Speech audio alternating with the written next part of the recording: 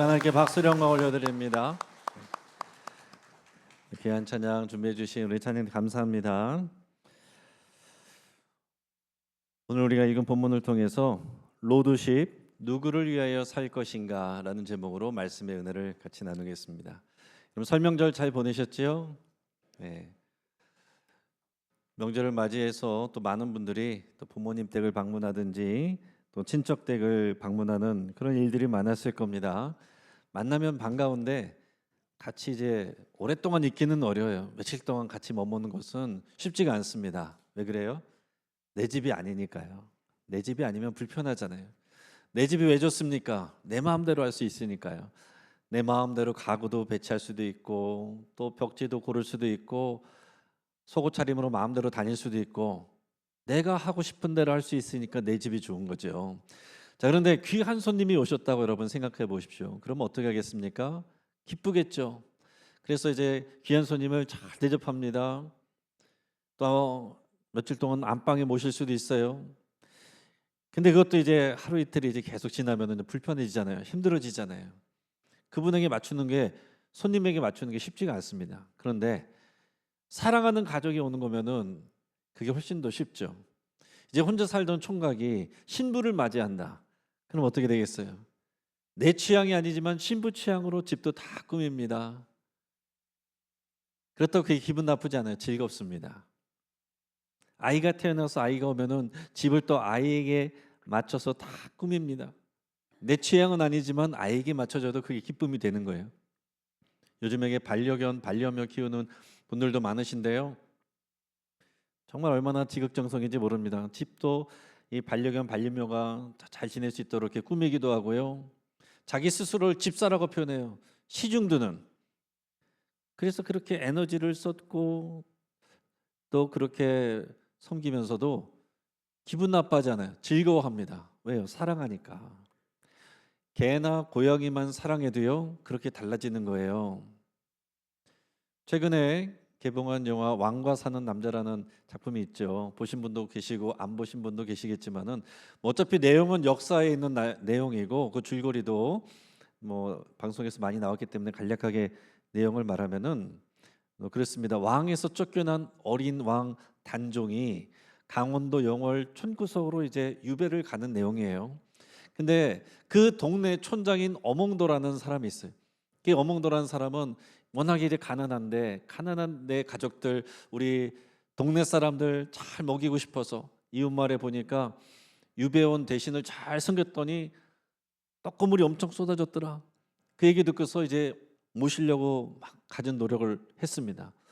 그래서 이제 유배 오는 분이 있대요. 그래서 이제 수염난 대신인 줄 알았더니 어린 소년이 와요. 처음엔 누군지도 몰랐는데 나중에 알고 보니까 왕에서 밀려난 어린 단종인 거예요.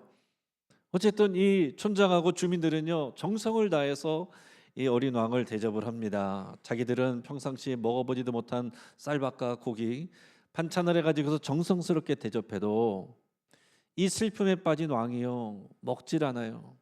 그러니까 하루 이틀 지나니까 주민들의 불만이 커집니다. 뭐 혜택 하나 주어지는 것도 없고 이 왕의 비위를 맞추는 것도 힘들고 불편하다 이거예요. 근데 시간이 점점 지나니까 이제 왕이 또 이 촌장이랑 서로를 알아가게 돼요. 또 왕이 마을 사람들에게 관심을 갖게 돼요. 그러면서 이제 사이가 가까워지고 관계가 깊어지면서 주민들이 이 어린 왕을 볼 때에 그냥 모시기 어려운 손님으로 보는 것이 아니라 나중에는 정말 우리를 사랑하고 아껴주는 왕으로 보이기 시작하는 거예요. 그러니까 그 다음부터는 모든 것이 즐거운 것입니다.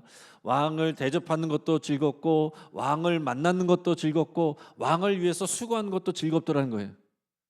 여러분 이것이 바로 로드십이라고 하는 우리의 신앙생활이에요.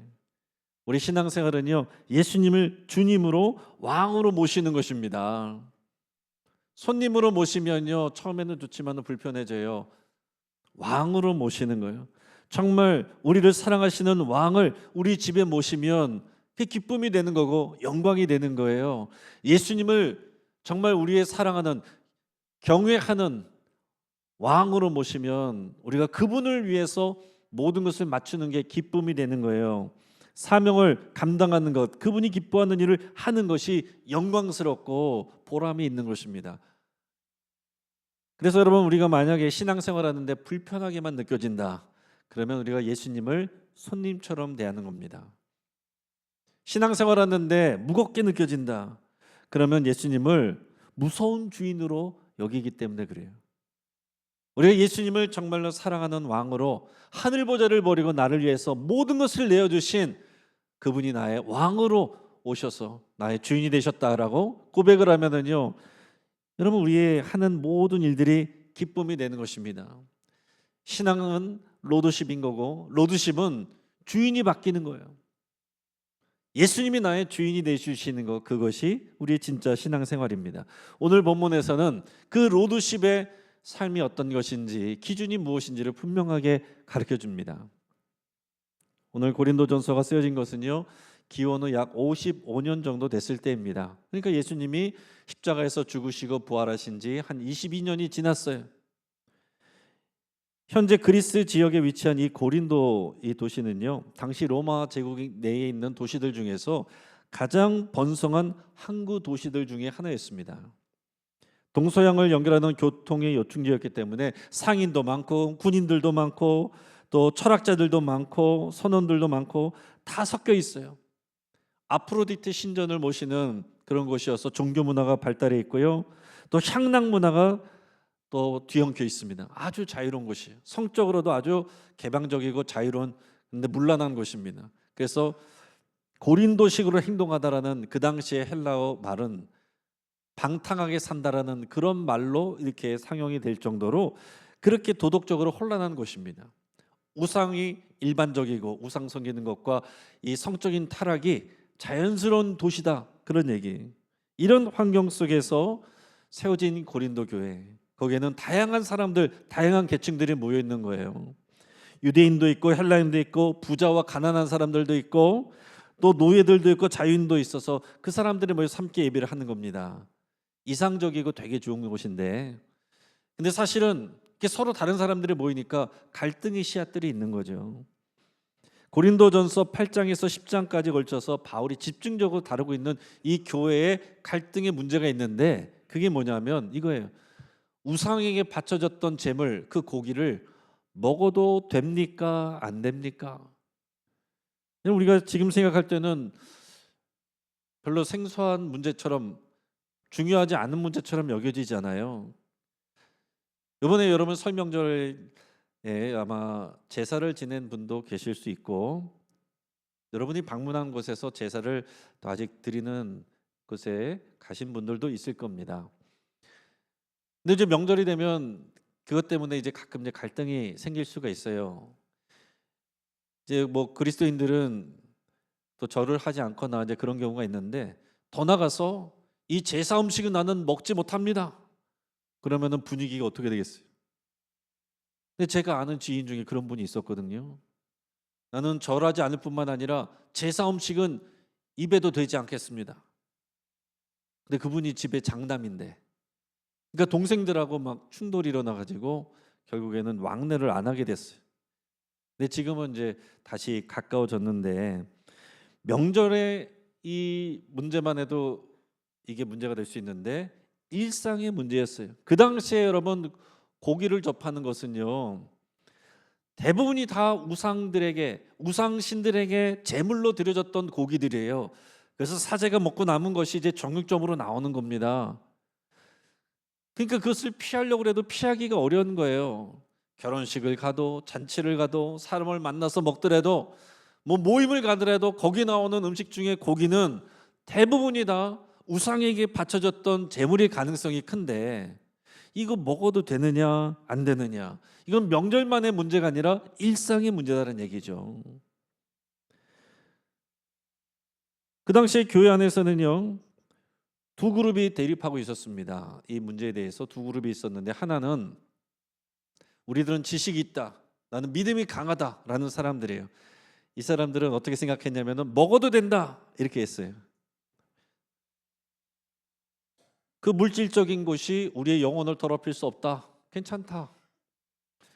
근데 그 사람들이 볼 때 믿음이 연약한 사람들은요, 먹으면 안 된다 이렇게 생각했어요. 우리가 볼 때는 이 사람들의 믿음이 강한 사람일 것 같잖아요. 근데 그 사람들이 볼 때는 그 사람들의 믿음이 약하다고 보는 거예요. 이 사람들은요, 우상을 섬기다가 예수님을 믿게 됐어요. 그래서 예수님께 정말 헌신하기로 결정을 했습니다. 그래서 우상 숭배도 다 끊었습니다. 우상에게 바쳐진 제물도 안 먹기로 결심을 한 거예요. 그러니까 일상생활 속에서 나오는 고기들이 대부분이 그런 것이니까 나는 그러면은 고기를 아예 안 먹겠소, 채소만 먹겠소, 채식주의자가 되는 거예요. 그래서 이 사람들이 볼 때는 지식이 있다고 신앙이 강하다고 하는 사람들이 그 고기를 막 먹는 걸 보면서 믿음이 저게 제대로 된 사람들이냐 막 이런고, 또 지식이 있다고 스스로 생각하는 사람들은 저렇게 믿음이 없어가지고 제대로 알지도 못하면서 저렇게 채소만 먹는다, 먹는 거 가지고 저런다, 그러고서 서로 비판하고 있었다는 얘기입니다. 별것 아닌 것 같지만 이 고기를 먹어도 되느냐 안 되느냐 문제 가지고 교회가 깨지게 생겼어요. 두 그룹으로 나뉘어졌으니까요. 그래서 멀리 있는 사도 바울에게 편지를 해서 도대체 누가 옳은 겁니까? 답을 내려주시오. 어느 팀이 어느 그룹이 맞습니까? 판결해 달라는 거예요. 여기에 사도 바울이 고린도전서 10장 23절 24절에서 이렇게 대답을 했습니다. 제가 읽겠습니다. 시작. 모든 것이 가하나 모든 것이 유익한 것은 아니요 모든 것이 가하나 모든 것이 덕을 세우는 것은 아니니 누구든지 자기의 유익을 구하지 말고 남의 유익을 구하라. 아멘. 어느 팀이 옳다고 말한 거예요? 그렇게 말하지 않았어요. 근데 오히려 대신 믿음이 강하다고 말하는 사람들한테 권면을 하는 것입니다. 당신들이 믿음이 있어서 이걸 먹을 수도 있어요.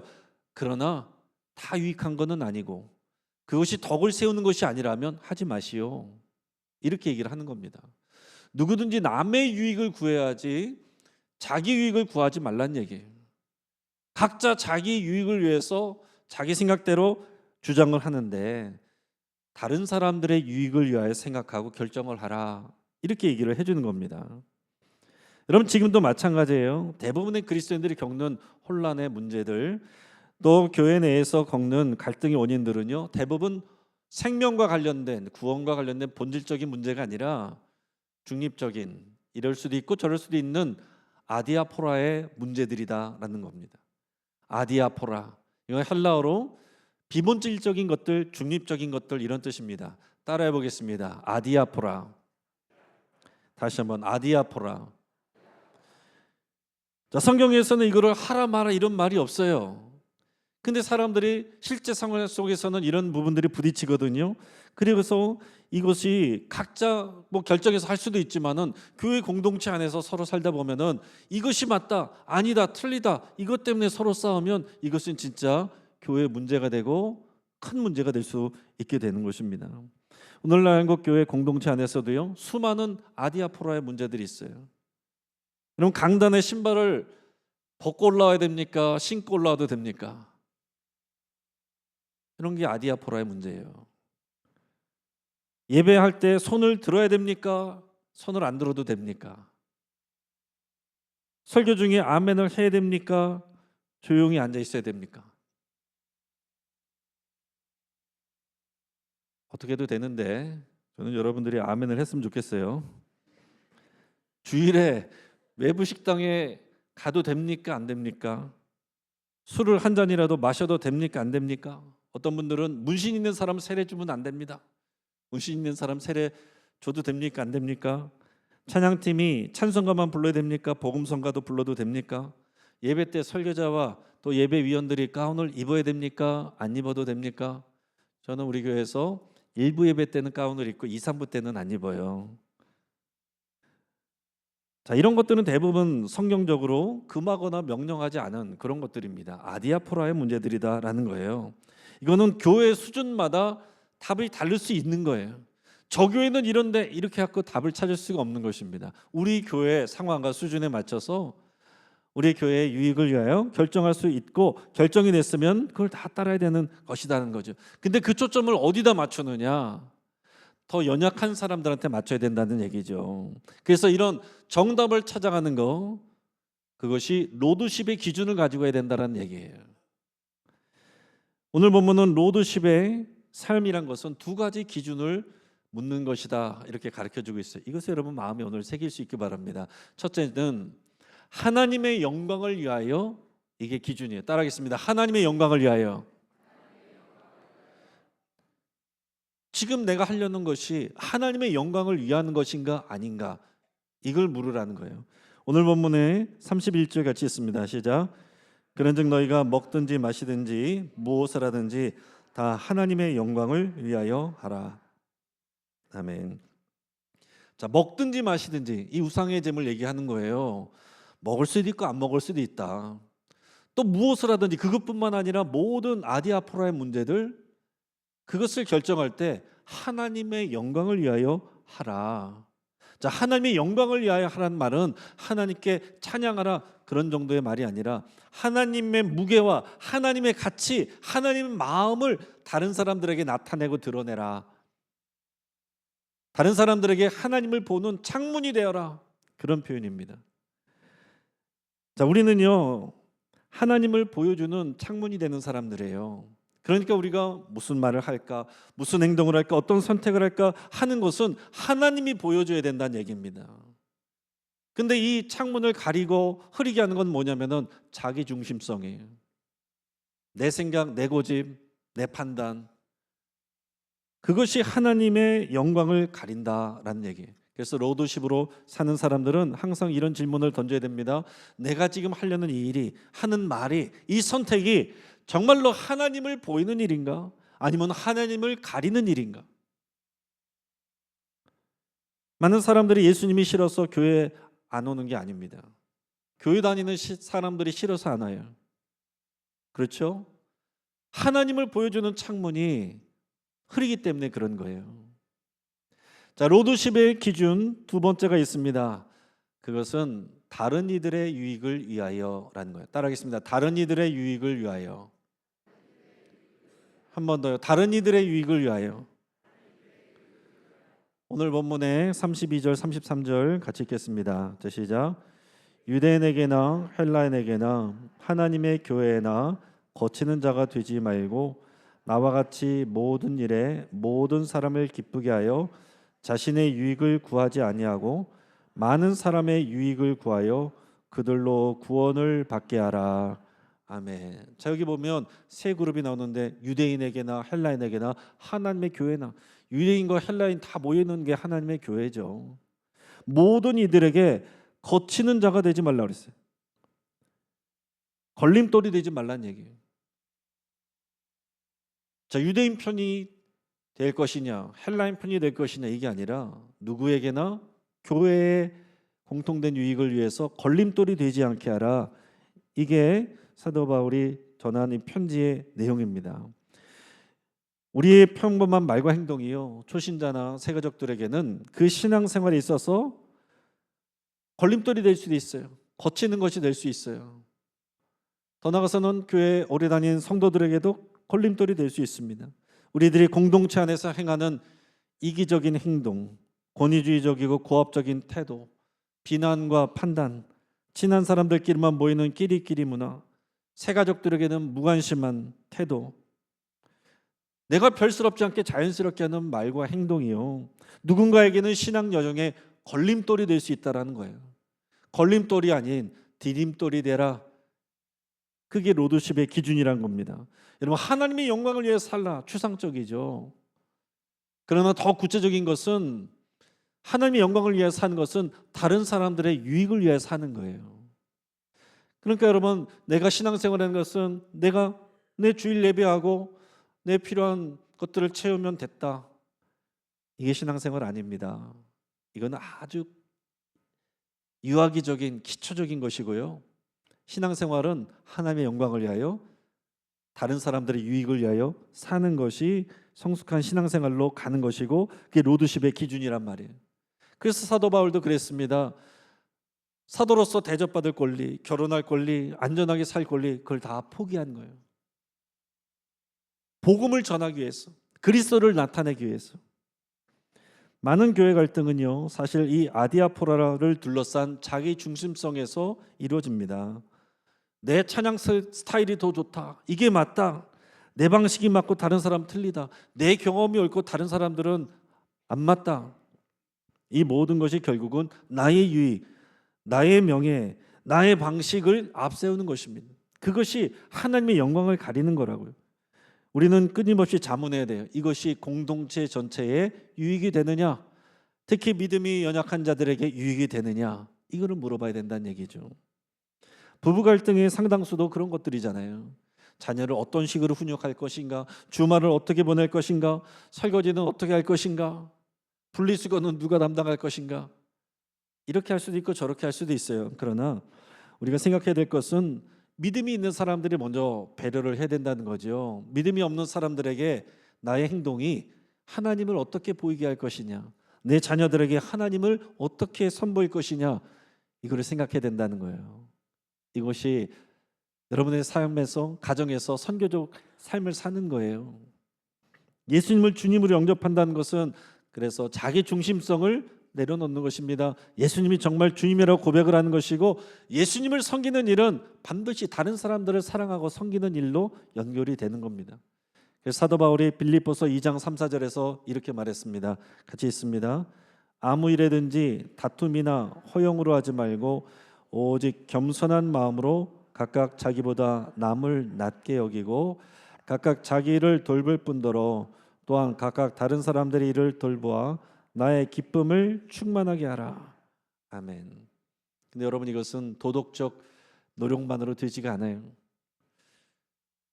날 위해서 하늘 보좌를 버리고 이 땅에 오셔서 자기 목숨을 희생하고 내어주신 그 예수님이 나의 주인이 되시고 왕이 되시고 나는 그분께 속하였다라는 믿음의 고백만이 여러분 이 말씀을 실천할 수 있는 힘이 되는 것입니다.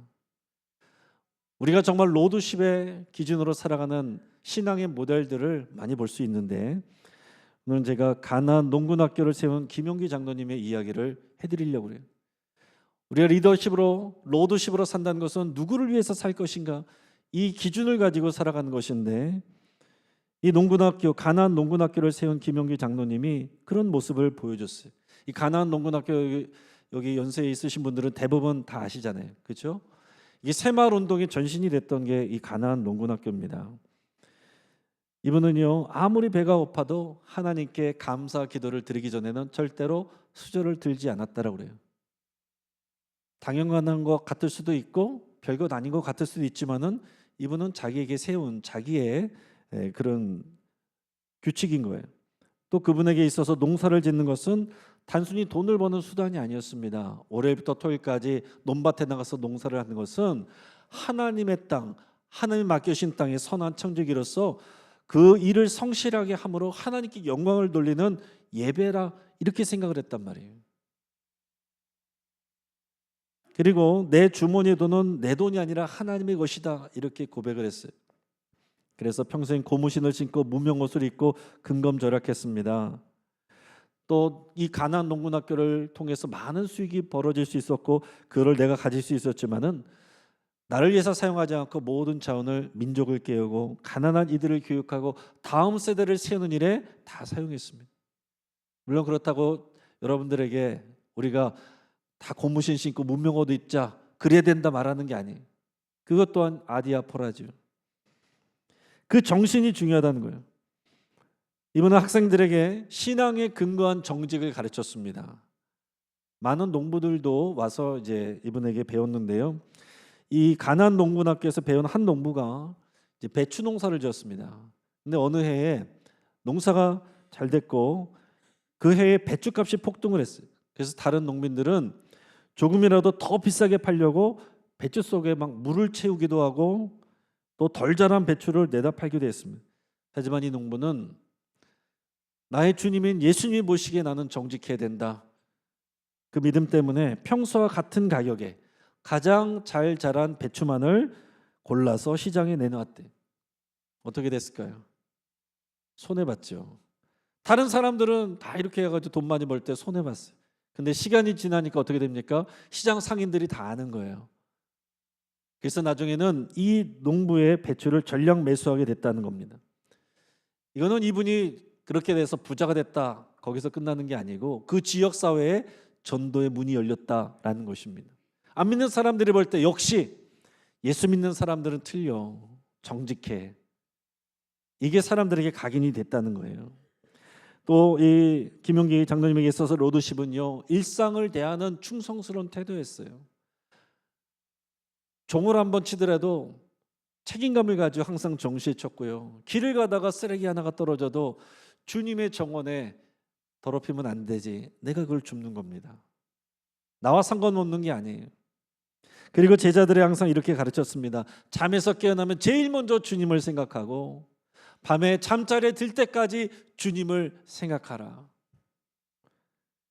사랑하는 여러분, 우리도 일상에서 하나님의 영광을 위하여 또 모든 사람의 유익을 위하여 행할 수 있는 일들이 많이 있을 거예요. 제가 몇 가지를 구체적으로 좀 말씀을 드리면, 우리가 요즘에 SNS에 사진들도 많이 올리죠. 어디 좋은 데 갔다 오면 올리고, 좋은 거 사면 올리고, 맛있는 거 먹으면 올리고, 그건 개인의 자유입니다. 아디아포라예요.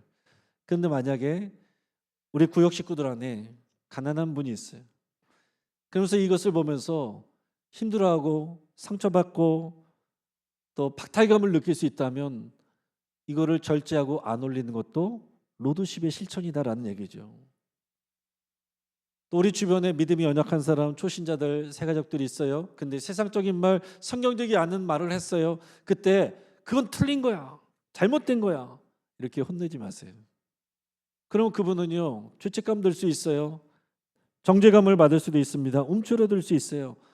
연약한 분들, 믿음이 연약한 분들의 수준에 맞춰서 그분들을 배려하는 것, 그렇게 말하고 행동하는 것, 그것 자체가 로드십의 실천이다라는 얘기예요. 또 술과 담배, 제사 같은 이런 문화적인 부분들이 있잖아요. 이런 것들 가지고 우리 주변에 믿음이 연약한 분들을 정죄하지 마시기 바랍니다. 술, 담배, 제사보다 더 중요한 건 그분이 예수님을 만나는 거예요. 그분의 수준에 맞춰서 배려하는 게 필요한 것이고, 그러나 반대로 여러분들이 중직자이거나 신앙생활 오래 하신 분들이라고 한다면, 나는 내 믿음으로 상관이 없어, 이건 죄가 아니라고 생각할지라도 다른 사람들이 보면서 교회 다니는 사람이 교회 중직자가 저런 걸 하네, 상처받는 사람이 한 분이라도 있다면 하지 마시기 바랍니다. 그게 로드십의 실천이에요. 로드십은요, 추상적인 것이 아니고 실천의 언어입니다. 사랑하는 성도 여러분, 왜 내가 이렇게까지 해야 되나 하는 일들, 성경에 없는데 이걸 어떻게 결정해야 하나 하는 일들, 두 가지 기준을 기억하시기 바랍니다. 하나님의 영광을 위하여, 다른 사람의 유익을 위하여. 같이 한번 기도하겠습니다.